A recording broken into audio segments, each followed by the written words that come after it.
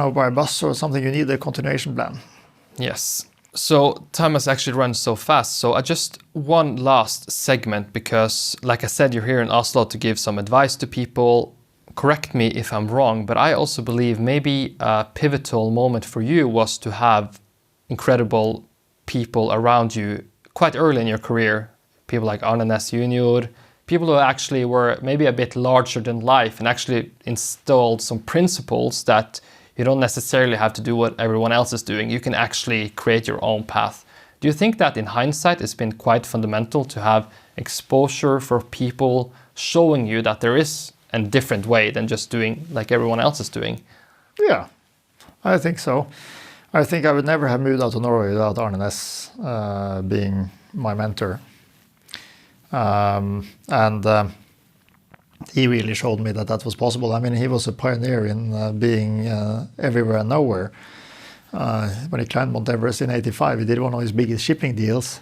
It was a Sherpa coming up with a letter to him, and he wrote yes, and then the Sherpa ran down again, and he just sold. Yeah. So this is I learned from him, and also this has brought me to, I think that was what brought me to Svalbard, for example. And that also, because to look at Svalbard almost 30 years ago was not sort of mainstream, I think, yeah, because it was just, they were doing coal mining there and some tourism, but it was not very professionalized and so forth. And the same with living in the Alps. I think that's not something that was very common to.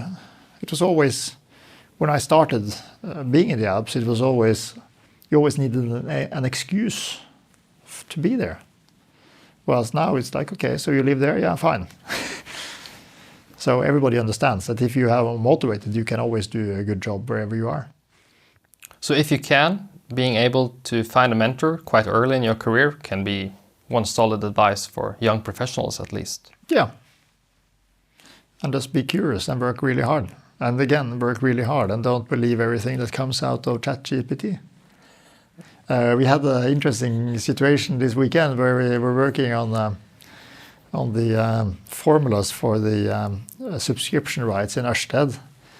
And where ChatGPT came out with a complete nonsense. And we discussed back and forth. I did not understand.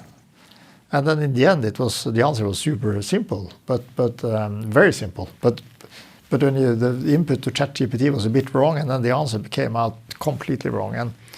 And I think everybody who can use artificial intelligence, but also can think by themselves, is quite valuable. Don't outsource critical thinking.